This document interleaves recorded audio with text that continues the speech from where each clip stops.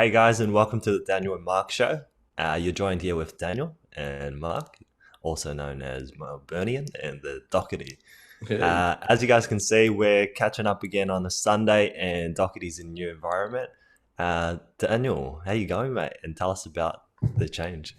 Oh, I'm ripping, mate. Honestly, I think one thing we have in this house is that every day is a good day. That's just the phrase. I say things just for the boys sometimes because I know they're gonna love it. And I think it'll be Yeah, hilarious.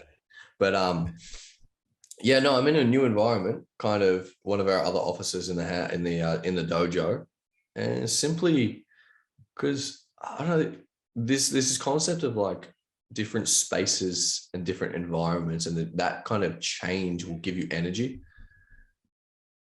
to do more, energy to work in different capacities. And for me, I found like just kind of changing up my environment from kind of like I probably got 3 different workstations in the house at the moment, and changing my environment in yeah, between all of them, it keeps me kind of always enjoying new stimulus, always energized, always pumped up. So if I feel stale in a certain place, then I yeah, can move to the other place. And I found that that has helped me kind of stay motivated and on top of things and moving around. And yeah, I've enjoyed it. So I'm in a new one, which you probably guys haven't seen, but it's an isolated office with a shut door, which means I work by myself, which I actually prefer and enjoy. So yeah. yeah. What makes a good working environment for you? So, different environments, work well for different situations. Mm. But for yourself, I guess, on the topic of sort of working or getting stuff done, what works well for you? If I'm studying and like trying to learn something new, it's kind of just like the lights on, relatively lit kind of environment. But if I'm Yeah, editing, I've found that like a soft yellow light, like we've got in the garage, and just no other lights, and just me locked into that one single screen is the best. yeah, nice. So it kind of depends. It depends when I'm doing that amount of work as well, or like what time I'm doing that kind of stuff. So it's like if Yeah, I'm working in the morning, even if I'm editing, I'll put the lights on yeah, because I don't want to have it completely dark, because we get up early at like 5 a.m. I don't want to have it completely dark in the morning because then, I'm kind of ruining circadian rhythm and, not yeah, waking up properly because I don't have the light exposure, et cetera, et cetera. So, yeah. What about like your environment, through like same environment but different times of the day? Do you find like you work better in, like, let's take editing for example, where it's more creative rather than maybe like linear learning? Do you find you work better during the day when you've kind of just start straight away, or do you find like you kind of get into the day, the afternoon or late afternoon works better for you as you kind of like, hmm. sort of warm up? Yeah, no, I'm a late morning guy, like a late, Yeah, when I'm the most kind of productive is I reckon, oh, actually I said late morning, but it's like pretty much like 8 to 11. yeah, yeah. In So between that, yeah. a couple hours where you've had breakfast and you've moved a bit and Mm. sort of like, watched a bit of content in the morning, I imagine, or like some Yeah. reading and stuff. Yeah, Yeah. Well, we just put out like the daily routine on the Hang with Hardcore podcast channel. So pretty much once I get through that daily routine, and then after that, which mine's a touch different in comparison to that, I don't watch say the heroes as much anymore because I don't need that continuous like motivation from them because I have my own just I'm just always pumped up now. So I don't yeah, need that kind of stuff. But yeah, which is certainly necessary in the beginning because I didn't have that. But after I get that kind of stuff done, I'm pretty much doing the medial tasks, or not the medial, but like the things I've kind of done a lot. So they become repetitive, like looking at the trades, understanding my stops, understanding um, what happened in the markets last night. And then after that, I'm studying for like kind of just learning about the markets, learning about some stuff like that. And then 8 till 9, I'm doing my focused hard work. And then 8 till 11, sorry, doing my focused hard work. And then, yeah, yeah, then we're all right. What about you? Tell me, yeah. have you found a I certain think like period? I've tried like different morning routines, and like I don't think there's I think if you've got a lot of chaos, right, sort of having trying other people's routines is good. Sort of like the getting up early or sort of cold showers or like reading something that's educational or just getting ideas, right? Mm, But there's a fine line, right? You don't want it to feel like this massive chore before you get into your day. And I think if you kind of don't have structure in your day, then this sort of allows you to sort of have that initial structure. But once you figure out, okay, I know exactly what I'm going to do once I'm sort of warmed up, right? Like I go straight into editing or set out my trades, and you've got kind of that repetition of the task or your high impact task that you're going to work on straight away, right? I think sometimes having those extra things before you do it can actually slow you down. So mm, what I mean by this is I play with this idea of you could have this like 2 hour morning routine before you start, or you can get up, right? Uh, sort of have a shower and then watch something educational for like 10 or 15 minutes just to get you sort of stimulated, and then have a coffee if that's your thing, or have, something small to eat, and then go straight into your high impact task, right? Like straight away within that first hour. Or you can be that guy that kind of does the walk and then the stretching and then brushing the teeth and eating, cleaning your room, and um, exercise and meditation, and then that can feel like an hour and a half or 2 hours before you start your day. So I don't think it's necessary to have this massive morning routine. You know what I mean? If you know what your high impact task is and you're going to go straight into it. I mean, what do you think? yeah, I think there's some merit to what you're saying, for Mm. sure. Like people definitely, or people do this all the time, right? Where they're like, oh, I'm going to set up a certain schedule or a routine or something. They're going to make it 2 hours, and that's their successful part of the day. Like they're successful because they did that. It's like Yeah, that's actually like using like a keyword from books, and so that's meant to be a primer for your day.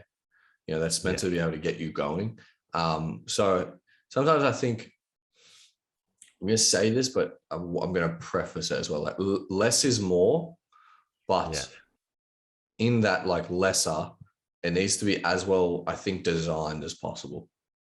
yeah, So we also like probably heard now the idea of Kaizen mindset, Kaizen philosophy, always, continuously progressing, continually trying to make things better. I think there are things in your morning routine that don't take you an hour and a half, like making sure you're hydrated when you wake up, having a cold shower, that's got health benefits. Plus, I mean, if you can stay sleepy after having a cold shower, you're kind of inhuman.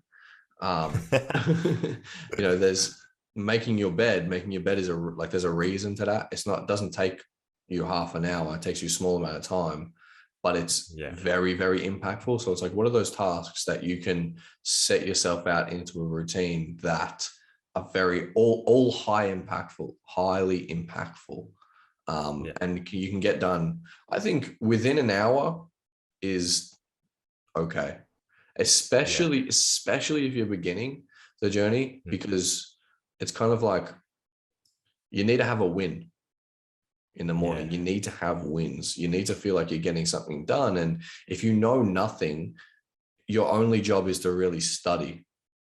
So it's mm, like you're not actually getting anything. It seems like you're not actually getting anything done. For a lot of people, it can seem like that's just like thinking or procrastinating time, because there's no yeah, tangible result from it. But that's like studying, especially in the beginning, like that's the most important thing. One of the most important things is to actually just accumulate all of that knowledge. Um, mm, but getting those tangible wins in for people, which is how their brain works at that time, is still important. yeah, yeah. I agree. Like in stuff like making your bed and having a shower, there's not they're not like decision like they're not like you're not making big decisions with those tasks, and they only take a couple minutes, so I think they're fine. um I think it's like you save your decision making bandwidth for the early morning to make your sort of more important decisions, Mm. after you sort of you know initially go through that morning routine of um, doing what sort of works for you, right? Whether it's coffee, making your bed, um, just sort of getting blood flowing and having a cold shower, all those sort of things work as well. Yeah. No, I Yeah, yeah. I've played around, same as you, probably with every morning routine possible. Yeah. Like I've done Tony Robbins, I've done I've done everything. And I've honestly found that as long as I stay hydrated in the morning, I get sun, I get Yeah. like some sort of cold breeze, cold shower. I wake up and try and get out of bed immediately, like just as soon as possible within the first five minutes. As long as I do that and go straight to work, I'm pretty much sweet. Yeah. I think like getting some mid morning to midday sun, like just like 20 to 30 minutes is really important because some days where I'm really productive, right? But then I feel like a big drop in energy is where I'm indoors until like sort of 2 or 3 o'clock, right? And I haven't left the house at all. Mm, And then I sort of pop out for like an hour and then I feel better, but I still feel a bit groggy because like I haven't broken up the day by just getting out just for a little bit. mm, So I think my most productive days is where I do stuff in the first sort of 3 hours. And then after 3 hours, just getting outside just for like 10, 15 minutes, mm, right when the sun is starting to sort of be in that sort of, just before the peak sort of sunshine. mm.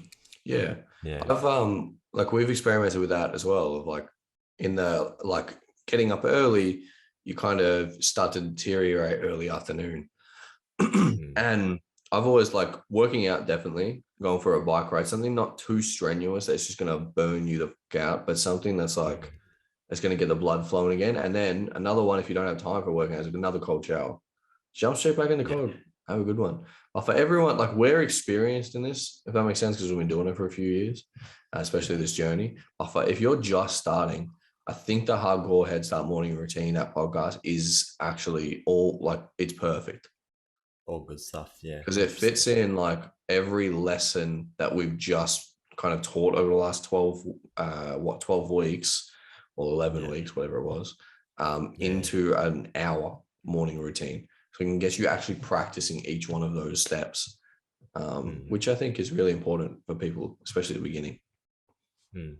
You got these two massive plants like next to you. Dude, they're like epic. What do you think like aside from like being aesthetically pleasing and just kind of relaxing on the eyes, what role do you think like plants and sort of like greenery inside Mm, the house, what do you reckon they do? Like, do you reckon they have an impact on how you feel or like 100%. throughout your working? Yeah. 100%. Yeah. Some like we as humans, like we evolved around plants, we evolved around that kind of stuff, right? So concrete jungle, as Jay-Z has said, was it Alicia Keys, one of them, is kind of still odd to us, I Yeah. believe. So I always feel better having plants around. Plus, we always buy plants that kind of get rid of the toxins in the air, Yeah. so they're always cleaning the air for us, better oxygen, better breathing, better everything. And then kind of buying plants that you can build and help grow over time. So it's again Mm. focusing on that Kaizen mindset of like, if you can work out how to grow a plant and you can do it successfully and you can pay Mm. enough attention to detail, then you Mm. might have a chance of building a business. Yeah, yeah, 100%. Like, I guess for people who are going to rush out to Bunnings or wherever and buy the first plant, now that we've talked about the greatness of plants, um, I know different plants have different things, but like if you're going to look after a plant, what's the main thing? Is it kind of water frequently, but like water less, or as in sorry, water frequently but don't overwater? Is that kind of like a good start, or how do you look after plants? Would you say? Each Because you've plant kind of has its own thing. right, so there's no set way to do it. No, each like a peace lily that we have here, they'll kind of start drooping their leaves when they need more water. Um, Oh, okay. I've found like one of the best plants to start with is it dragon's tongue or is it snake or something? Something. Oh yeah, the snake. I The think it's snake the one. the Zanzibar and the snake plant. I think is Yeah, I they're think it's both snake they're both plant. like I think Jenny said somewhere online it goes they thrive off neglect or something. It's like Dude, that's uh, hilarious. Yeah, it's called Dracena trifasciata or whatever the hell that is, or snake plant. yeah, snake Um, plant. Yeah, if you can't kill that thing. Yeah, almost Like impossible. it's really hard to, but it, Unless you have pets or something. yeah, they shouldn't be. But yeah, but like, well, I had a mini when I first started on this journey. I had like, well, maybe a little bit further into it, like a few years into it, to be honest. But Yeah, I had the plant that was probably like this high. It's yeah, now like, I'd say from the ground, quite like almost halfway to the roof.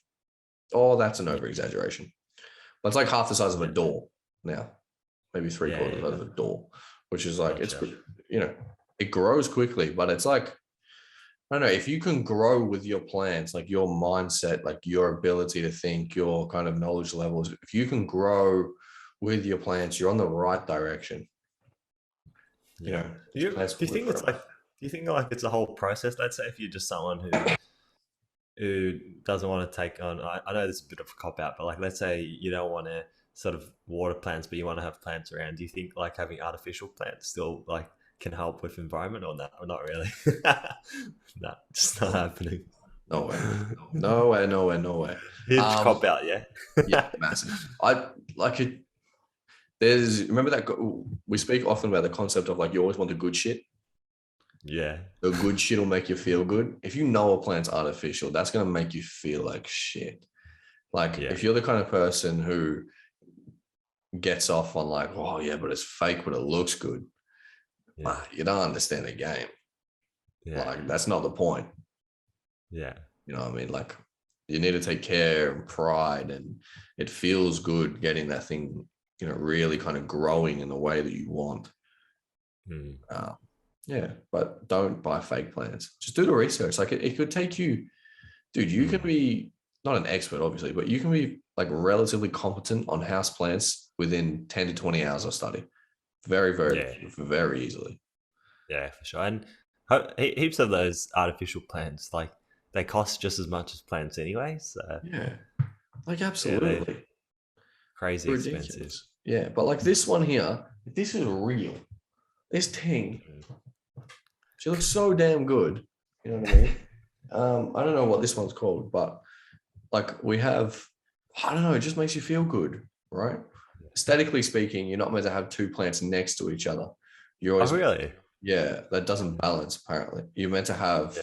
like an odd number together. So like one or Right. three or something like that. So two doesn't make Yeah. sense, but so it Mate. kind of like to the eye looks a little off in my opinion. Yeah, yeah. Maybe more so because they're different sizes too. If they were like similar size, similar sort of species, it might Yeah, be okay. Because yeah. you know, like in front of restaurants and stuff, sometimes you'll see the palm trees, and they when there's symmetry, they look okay. Yeah, I think that's like the modern kind of design is all Mm. symmetry. Everything is meant to look exactly the same way.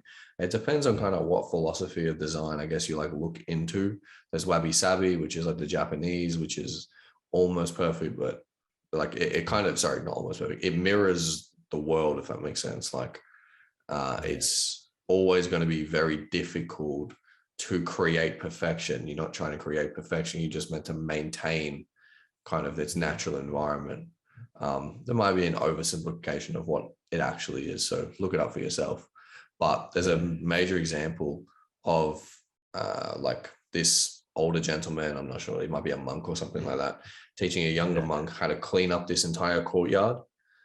yeah, There's all leaves, there's dirt, there's everything, right? It's really dirty. And yeah, this younger gentleman, he cleans it perfectly. Like, I mean, there is not a leaf on the ground, there's not a dirty pebble. The water is perfectly clear, everything is perfect. And then this older man comes in and he taps the tree, mm, and a leaf falls down and it lands on the ground. And mm. now it's perfect because it's a natural expression of our kind of ability or to manipulate the earth or like the natural environment, if that makes sense. So Yeah, it's like you see bowls with the natural kind of material running through it. You see stone like tops with the streaks running through it, or they've got, you know, the granite that's not perfectly the exact same color. It's got some imperfection, I think is the right word. Like the mm, world itself is imperfect. So if you yeah, can mirror that through design, then it's kind of beautiful. And that's something I've actually had to learn. Like I was very symmetrical, like minimalist, like focus on like nothing everywhere, anywhere. But Mm. one thing I've been practicing with my shoes is I've always wanted my shoes clean as like always properly clean. Like my white Yeah. shoes, I want them perfectly white. But Yeah. it doesn't really make sense Mm. because that's not kind of the world. Like, how does that make sense? Like I'm using them, Mm. right? So to try and create them or make sure they look always perfect is like me just trying to push my way on the world. It's like if you use the world around you, it's like the imperfection kind of makes it more beautiful. Yeah. Yeah, I agree. I think you look after things, you keep your environment clean, you look after your objects, but then you also realize, there's beauty in those imperfections too, which adds sort of character, So Yeah. that's at least that's what I've been telling myself with the wrinkles and stuff that's sort of slowly coming out as I hit my 30s. Dude, in your 30s, I feel like I've had these wrinkles up here since I was like 10. I don't know what the Yeah. fuck is this, but anyway, yeah, you're You right. Like, spend you spend you spend time in the sun and the elements and speeds up the process too. yeah, it does. Which I think all as a kid we all did, didn't we? Yeah, 100%, You can see 100%. it in people who work outside, like work in labor jobs for like their whole life. Yeah, They're all like my dad is like very very dark, what is in tan, and just like harsh, coarse skin. yeah, yeah. So There's in moderation, it's great, but yeah, it's definitely taxing. yeah, I think Yeah, there's actually something I got told the other day is like if you can spend 20 minutes in the sun without burning yourself, right? So the number 20 minutes is like for like an average, like most people can spend 20 minutes in the sun without actually burning your skin. But if you yeah, burn your skin, like you're burning layers and ruining it. But if you don't like kill that layer of skin and you just get like the 20 minutes sun without burning yourself, you can actually thicken the layers. You can actually thicken your skin and really. make it more durable and make it yeah, healthier and stuff like that. Kind of like conditioning. It's almost like calluses when Yeah, in the gym, you yeah, expose yourself like gradually. Yeah, yeah. But it makes it all better. But people go too far with that, obviously, because they're like, oh, I want to be some sexy Greek woman with a nice tan. yeah.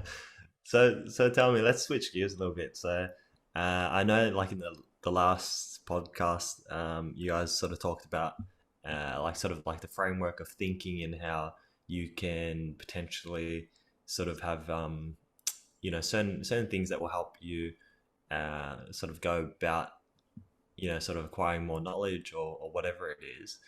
Um, what would you say is like something that you thought was kind of thought provoking from the last podcast? Ooh, you're gonna get me. Dude, we have a podcast today. Like after this, I don't even know what we're speaking about.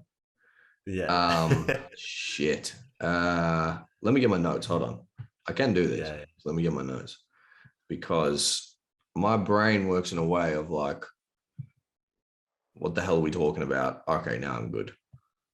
But Yeah. it does not work in a way of like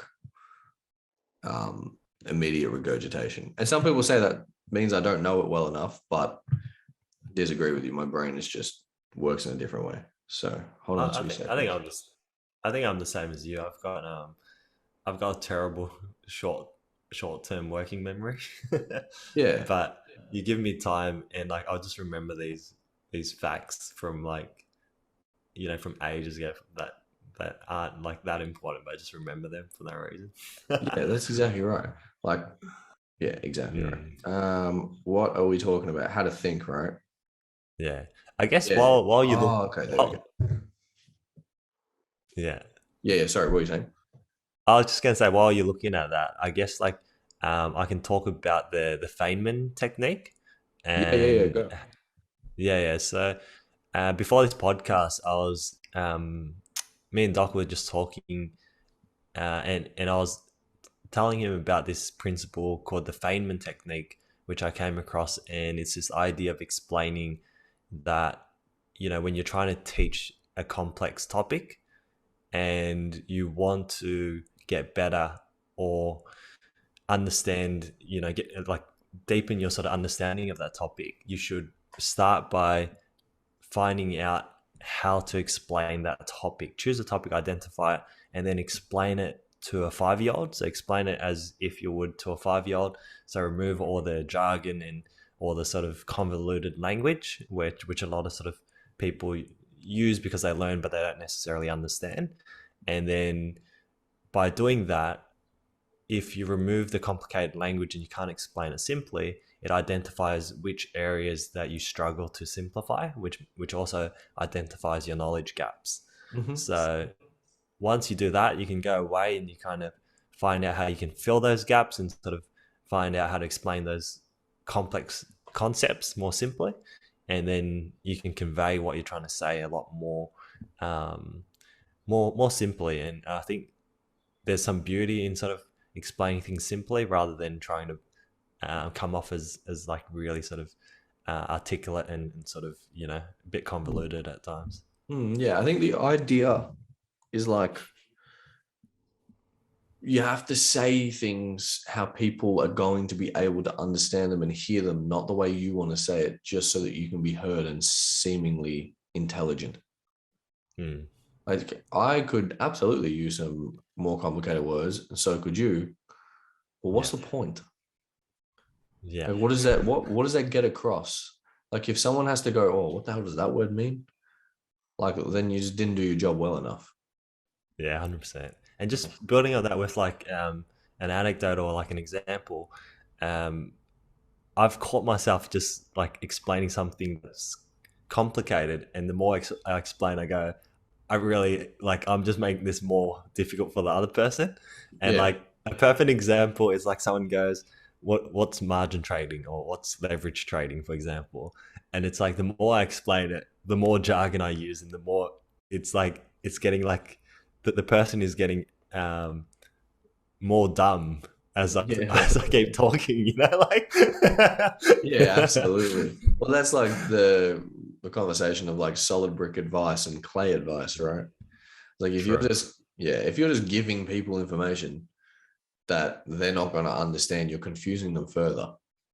Yeah.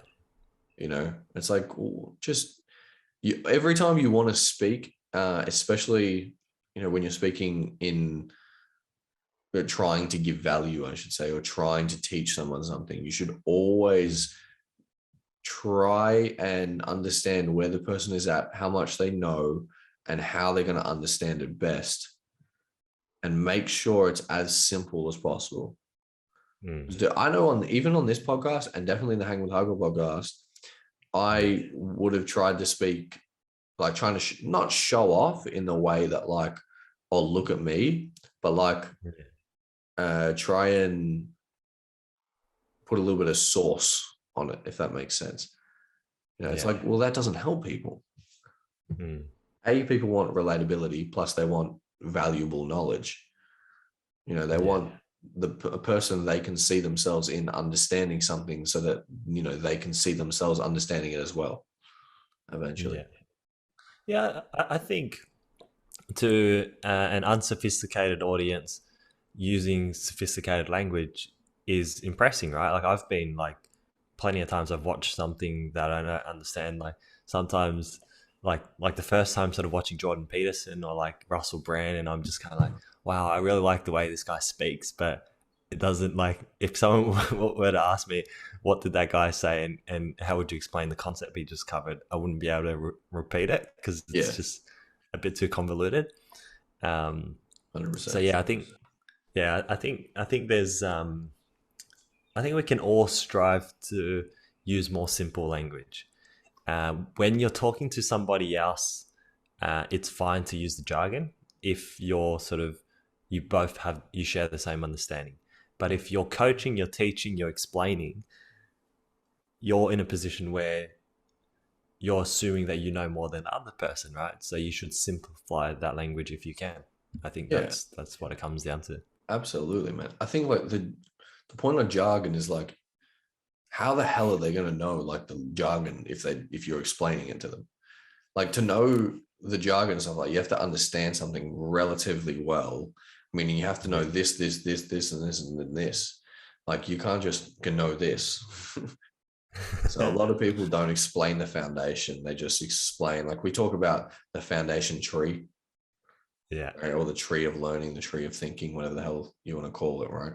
But the roots Yeah. are like the foundation. And as you climb the tree, each leaf is like a very specific and complicated topic.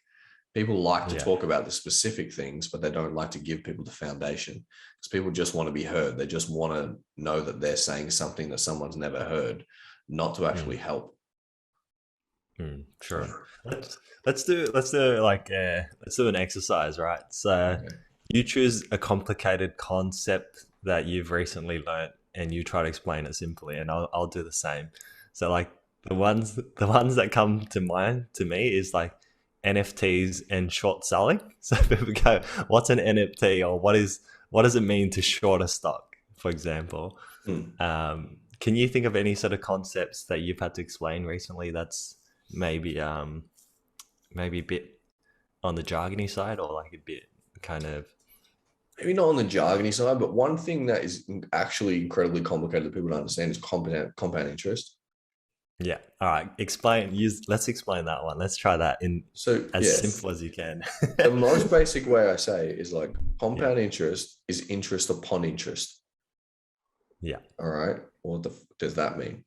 If you invested $100, you made 10%.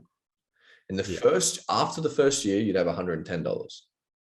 yeah, Okay. But we don't touch that money. What we do is we leave it in there. So the next year, we're making 10% on $110, which is not $10 anymore. It's $11, which doesn't seem like a lot when you're using small numbers. But as yeah, time progresses, those small numbers increase. And once you're using large numbers, then your returns become parabolic. And it's yeah, obviously easier to use kind of the compound interest calculator to show people as well. But why it's complicated is because there's so many levels and depth to compound interest. Like you can use it in knowledge, you can use it yeah, in thinking, like you're compounding knowledge, compounding thinking, compounding ideas, right? And people try and explain all of it at once. I'm like, mm, what the fuck is compound interest? Just explain compound interest like as basically as possible. It's one of the most important things, and I guarantee you, I'm still learning yeah. how deeper I it think runs. I think you did a really good job of explaining it just then. The only bit that probably got me was when you went parabolic. I'm like, just my emotions just like ticked up. It was just like, oh la la, parabolic, like. That's a sales thing, though. That's a sales thing Yeah, because yeah, you say it in sales, the like, yeah, then your returns go parabolic to go, yeah. and you show All them like right, the compound interest calculator at the same time. Anyway, you go. All all right, right. I'll do my one, which is short selling. Yeah, and I'm gonna struggle with this one. I always do.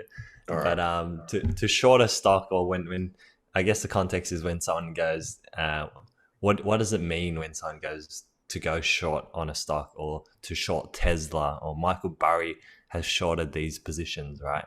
What does it mean?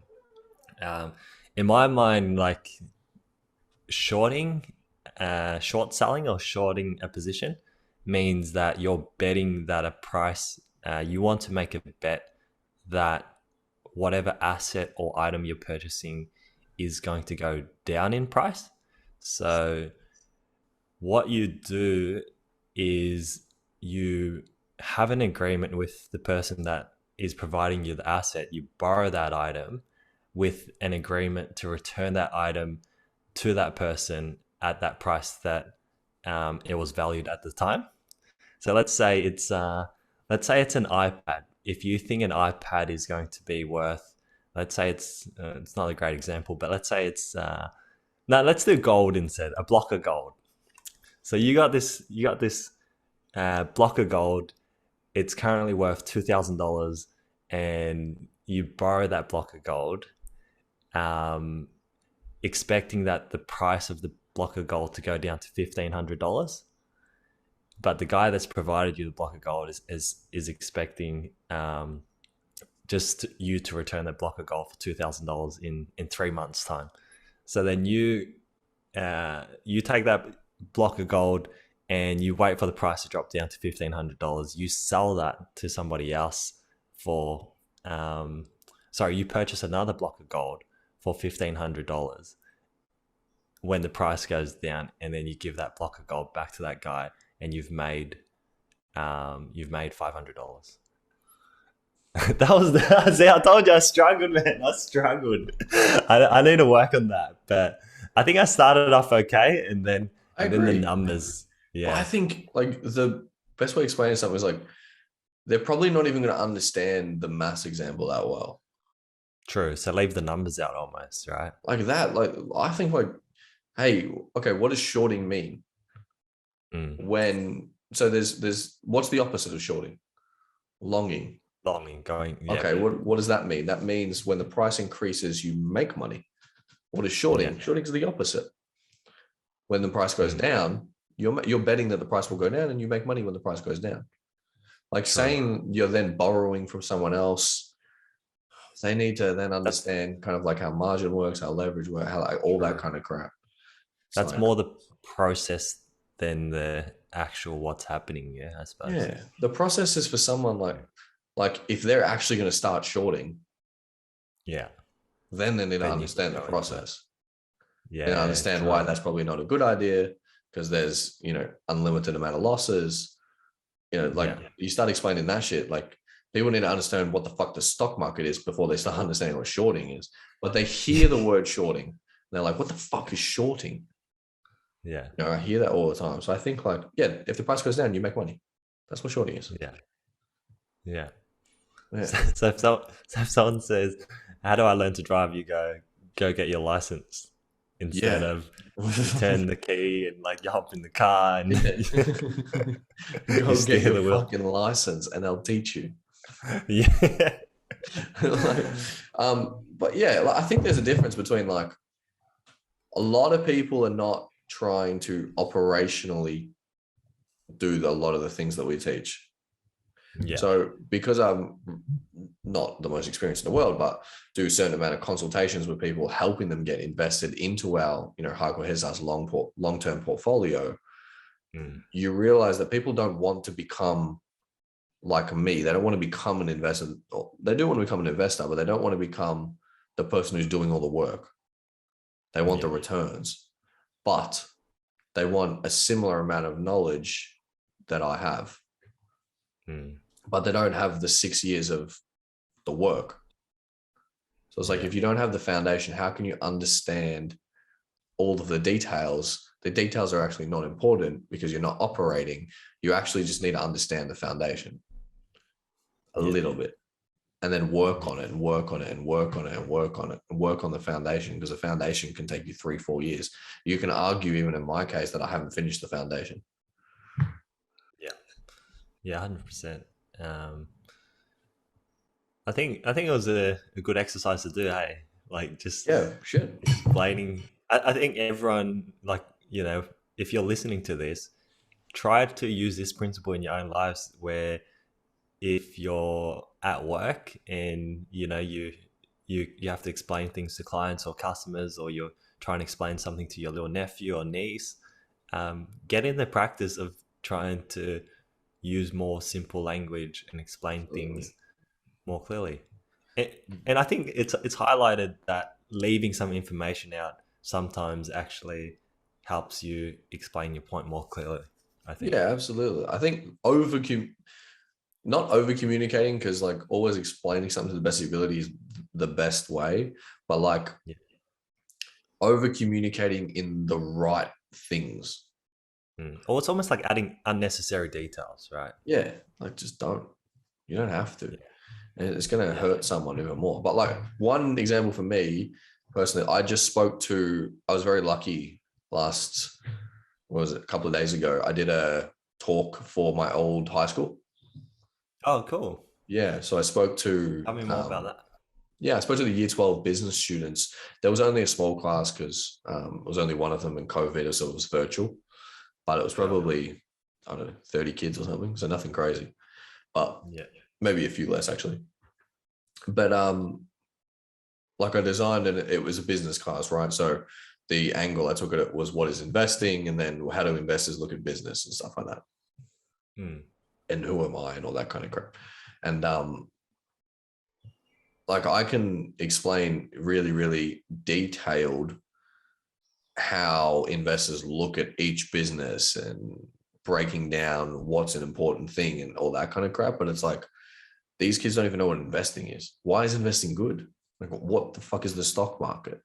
What is a Mm. share? What is a business? Like, they're learning what is a business, but like, there's so much information that it's like incredibly difficult to understand what is important. So I was like, well, Mm. what are the important things when you're building a business or looking at business? Yeah. Just going through those things of like, there's a lot of information in the world. You need to kind of try and filter out what the best stuff is.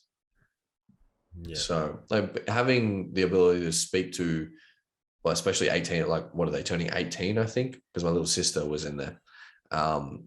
And being able to speak to them was very rewarding, but it's like you have to take a different take on it completely Mm. to like the normal consultations that we take, because these people already understand a hell of a lot of things. They've been touched by life. These kids don't even Mm. understand why it's important to think about the rest of their life. So you can't Yeah. take the same thing. You have to simplify it, simplify it, and simplify it. So Yeah. um, Keep it relevant to where they're at in their stage of their life, right? exactly. Say something how they're going to hear it and how they're going to best, be able to deal with it, not how you want to say it. Because Mm. shit, I could seem a hell of a lot more impressive and just start using some bullshit jargon. But Yeah. what does that do? Like, why? You know? So, Mm. but yeah. No, it was pretty rewarding experience for me. I enjoyed it very much. Yeah. Do you think sort of speaking to like 20 or 30 people is different to posting content onto the internet where you just kind of maybe like talking to people but you don't like they're not there live? Do you feel like it's a different experience? Yeah, yeah, absolutely. It was virtual, so I was incredibly lucky to Yeah. not have to do it in person, if that makes sense, because I haven't had that much experience doing that. Mm. I've done a few kind of like hosting engagements and stuff like that, which I very much enjoyed. There's a Um, bit more to it, like in terms of eye contact and looking at around the room and your presence on stage and that sort of thing. Yeah. yeah, exactly right. And then kind of like in a virtual one, like I can just have notes up here and pretty much refer to that the entire time. Yeah. In like person, you kind of got to entertain a little bit more. Mm. Um, but it's something that kind of I'm pursuing relatively heavily. Like I want to do more of it. Yeah. So something I've got to get better at for sure. Absolutely. Wasn't the best, but I think I was pretty, as far as like things go, I was pretty happy with it. What what do you like about sort of like speaking to like an audience, or what do you like about like sort of explaining or talking talking about investing to sort of like a younger audience? Well, I mean, the amount of like my goal, we've already spoken about this 100 times. My goal and then Hardcore Headstart's goal is to help as many people as possible, but like Yeah. truly help them change their lives. Mm. And like we've identified, the younger we can get them, the less biases they have of the world, meaning the more we can instill kind of some good lessons in their life, Yeah. meaning we can probably help them from making all of those mistakes before they make them. Um, Yeah. so it's kind of like, how do we do, like, think of essentialism, right? It's like, how do we find that domino is going to help the most? Yeah. It's like, in a way, getting people before they make the bad decisions is actually the best way. Plus, we just spoke about compound interest, right? So if we're talking about investing in general, if you start when you're fucking 18 in comparison, and you get like, what is it? If you start when you're 18, you get like $10,000 in before you're 20. I think you're Mm. like, I can't remember the number.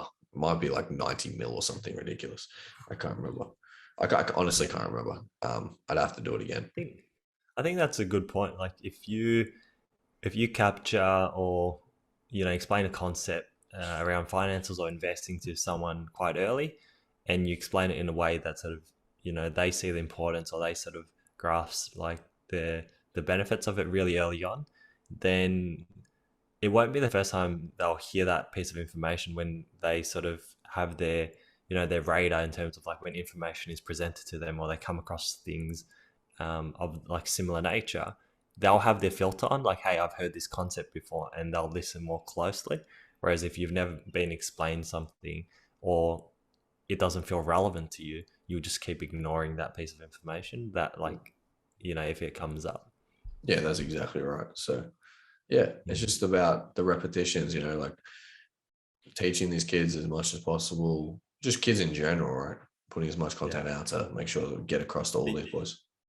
Did you teach them about NFTs, or anything of any of the shit coins, like small cap crypto coins? Yeah, I told them invest in Shiba Inu, bro. That's all you need. Don't worry Yeah. about anything else.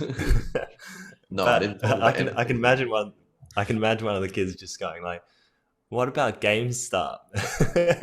Or like, yeah, Yeah, that would have been like, how do you explain what a short squeeze is? yeah, yeah. To a Talking kid who about doesn't even know explaining it. things. Yeah, they don't Yeah. even know what a stock is. Actually, what do you think about NFTs? Like, I feel like um, it's becoming a bit more mainstream in terms of like celebrities sort of covering it, and like the interest is slowly sort of like reaching the media in a way. Yeah. Um, it's hard for me to see a lot of the value in it, like Yeah. technology behind it, and I can see a lot of places where it works and it's probably Mm, good for and necessary. Music mm, industry, art industry, et cetera, et cetera. But yeah. the way like those, I'm not sure on the terminology of, like, I don't look into it that much, but Mm, the ones that are so easily replicable, what a lot of people don't know is some of the NFTs, like the ones that are just like there's 0 out of 10,000 or something like that. Those right. are like automatically generated by an algorithm. So one Yeah. kid, one kid just can go onto a website, puts in some certain details and what he kind of wants it to look like some certain characteristics and stuff like that, presses a button, and in minutes you have Mm, 10,000 different copies you can just upload somewhere and start selling. But there's no value mm, behind that. That's just basically supply versus demand. So um, I struggle with seeing how this doesn't end really badly for a lot of people. yeah. But I think the idea, obviously, the technology behind it has a place, I believe. Yeah. Yeah. I think you're spot on. Anything that has too much as sort of like, I guess, like hype or interest, or it's driven by profiteering or like money making, Yeah. that's where there's a bit of an issue. So let's say if there was this same amount of interest with this new technology, but it wasn't driven by money or profits, and people weren't really making money from NFTs, then you'd probably be more excited in a way, right? Yeah, You exactly. It'd have like sort of like the impact. So, and yeah, I think with crypto, I'm learning that things move really, really quickly, right? And sort of being agnostic, so not sort of having a bias to one, and constantly being willing to sort of sort of be curious, and not sort of have a rigid mindset. Mm, And also like testing out new projects is the way to sort of keep up to date with things. mm, So instead of going, oh, Shiba Inu is a terrible investment, which it probably is, you kind of play the devil's avocado and go on the other side and be like, okay, if I was going to make the argument for this being a worthwhile investment, what are the merits of it being a profitable thing? And that yeah. can kind of help you have a more balanced view. Because I don't know about you, I've been in the space a long time, but I still catch myself going, oh, that's a terrible idea. And as soon as I kind of shut down something as a terrible investment idea, I don't go down the path of trying to understand the other side of it. Mm. And I think there's a lot to learn regardless of whether something, you know, like Shiba Inu pumps or not. Yeah, I think like you always need to take the kind of approach of like the I don't know the correct terminology. I can't think of it, but it's like what's the bad thing first? It's like Yeah. look at the problems with it, look at all the problems with it, try and fix all the problems, see where the problems are. Like Mm. it's all good and well. Like that's in business as well. It's all good and well to like find all the good stuff, Yeah. right? But like, what's the reasons it's not going to work? And if you can be Yeah. objective at looking at those reasons and find all those reasons, then you'll come to a relatively correct conclusion. Mm. But you're right. Like, even if it works out as being not a good investment, it's like, why is that now like a point you can probably argue about Shiba Inu is like, but why is it pumping so hard? Like, do you Yeah. understand market emotions? Do you understand, that everyone's just trying to get rich and fucking there's a lot of just rationality has just been thrown out the fucking window, right? Yeah. Like, do people understand that? Because probably not. Yeah. That's relatively complicated. But Mm. yeah, I think the one thing that scares me with the NFTs is like the amount, like the influencers and stuff are pushing them, Yeah. and the way that they're driving a lot of crypto projects and stuff like that seems really sketchy to me. And I think, as well, all of us, and as hardcore, like our reputation is the most important thing. I wouldn't be Mm. staking my reputation on a lot of these things. So Yeah. I think the way to keep, because I think there is promise behind NFTs, just not in the near term because it's so new, right? So a bit like I don't think it's going to be like 3D glasses, right? Like where they kind of presented a big promise and like people thought 3D glasses is going to be like this big thing, and then it kind of became like an irrelevant thing. I think it's probably more going to be uh, like 3D printing in the sense where it's like it's kind of not great at the start, but it slowly gets better, and then it gets to a point where you think like you can't imagine life without 3D printing. okay, Um, so I think the way to sort of approach a fast moving space in crypto and like NFTs, for example, is to participate without taking on a lot of risks. And you can mm-hmm. do that through things like joining Discord channels and understanding what the community is actually saying about the project. Does it sound like it's a sales pitch, or does it sound like they're trying to build and like come up with ideas of creating exclusivity or like creating access? Are they thinking about distribution or like new ways to create value from art, beyond the art itself? Um, like Bored Apes, the value behind it is, people sort of talking about access to exclusive parties, exclusive, sort of giveaways and exclusive, certain things that come with it. So Yeah, Gary Vee did something similar. yeah, with Gary V Friends or NFTs or something. Yeah, yeah, Yeah. V Friends, I think it was. Yeah, like he like a part of buying something would be like a podcast experience, or like he would come Mm. on your podcast if you bought a V Friend that had a certain dollar amount, which is Mm. located to a ticket or something like that. Or Um, like the one-on-one consulting or meetings, yeah, like yeah, that sort of like stuff. Yeah. yeah, all that kind of stuff. Like there are different options, different price points everywhere. Yeah. But that makes sense to me. Mm. Well, a little bit, because it's like, okay, it's backed by at least something, Yeah. right? Like these other ones, like what the fuck are they backed by? Yeah. Tell me Yeah, the answer. 100%. 'Cause if like I'm missing it, I'm missing it. If there's something there, but the Mm. answer can't be just hype. Well, Yeah. you can for a certain amount of time because the price will always go higher than you think it will. But eventually, It's those things tend to just not end well. yeah, it's the promise of, what you get in return for being part of a community, right? I think that's what like NFTs have. So it's Mm. kind of like, okay, like if I invest all this time in Hardcore Headstart, what's the promise that that community provides me? And I think it's similar in NFTs. If you trust integrity or you trust Gary Vee and his image, then you might invest money into him with, hopes that some of the value he provides, you'll also benefit from, whether it's tangible like money or intangible through access, right? Like being able to speak to him. Mm. And then I think that same sort of mindset of participation can be taken further with things that are quite new. So like if you're looking at like the metaverse and you're looking at like all these tokens that are around gaming and sort of like the virtual world, Decentraland and Sandbox, right? You can either be on the sideline and be like, oh, that doesn't interest me, or like it's not ready yet, I'm not going to bother until it's a big thing. Or you can be one of the innovators, put a tiny bit of money into it, jump onto the servers, connect your wallets and actually explore the world and like be a participator rather than an observer who just watches it through YouTube or through other people. Mm. And that's kind of where I'm trying to sort of move towards, where like I'm not like outlaying a lot of cash, but I'm investing my time in participating and trying to understand where the community and the projects are going. I'm assuming that interests you considerably, yeah?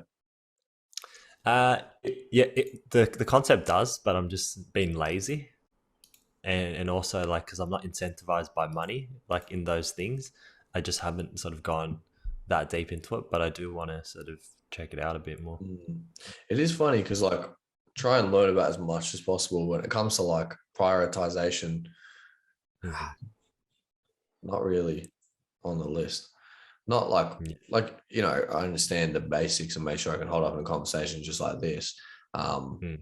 stuff like that. But understanding exactly kind of how it works when you get in there and do that kind of stuff, it just doesn't interest me as much. Yeah. There's a lot of other things that just, I think that's just personal opinion, right? Is like, yeah. Anyway, that's it. That's all I got. Yeah, nice. That's all I got. But we should wrap up because I got the other podcast to run into. Yeah, sounds good, man. Well, look, thanks everyone for tuning in and listening to this podcast. Hopefully, you guys got some value out of it. Got you sort of walking away with some interesting concepts. And I guess just to reiterate, try to go out there and try to explain things more simply and see if that works better for you than going down the complicated route. Absolutely. And like from if you're learning, ask more questions. And like if you can say to someone, hey, I don't know what you're talking about. Like there is no, and if they have too much ego and they're like, oh, well, you're stupid, then that's them. That's not you. All right. Mm. So just if someone's talking way above your pay grade and way too complicated, just mention it to them like, hey, I'm not really sure what you're saying. Can you simplify it for me? Can you dumb it down for me? But that's the way you learn. All right. So yeah, I think there's two sides to that. Yeah, no, awesome, man. Thanks for catching up and Good, bro.